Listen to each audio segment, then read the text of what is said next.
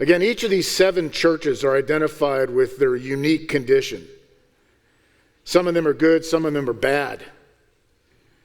These 7 conditions like people who have lost their first love, Christians that are in tribulation, Christians that are meshed in idolatry, Christians that are dead, spiritually dead, or lukewarm, etc., faithful, need to be understood in 3 levels.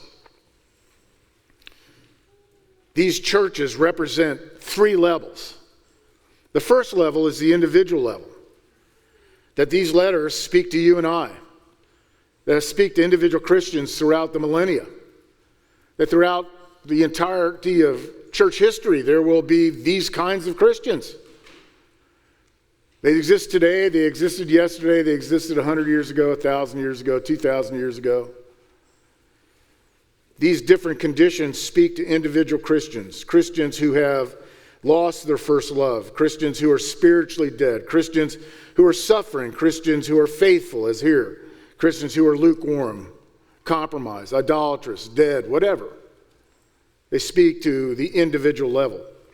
Secondly, these conditions also speak to individual church levels. That is to say, when the majority of those who comprise an individual church, like Grace, are, say, lukewarm, then guess what? Grace is a lukewarm church. Or if the majority of us are faithful, like Philadelphia, then guess what? Praise be to God, Grace is a faithful church.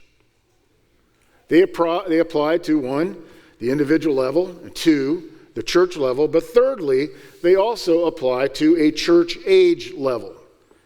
That is to say that when a majority of churches during a particular period of time in church history are, let's say, lukewarm, then you have a lukewarm church age, or a dead church age, or a lost your first love church age, or a faithful church age.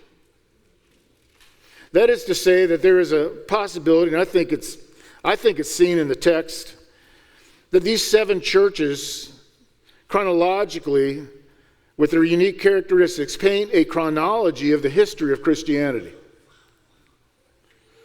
That is to say that the history of Christianity will be characterized by 7 ages. Leaving your first love, followed by tribulation, followed by idolatry, followed by doctrinal toleration, followed by spiritual deadness, and then uniquely, followed by faithfulness, and then sadly, concluding in nauseous lukewarmness.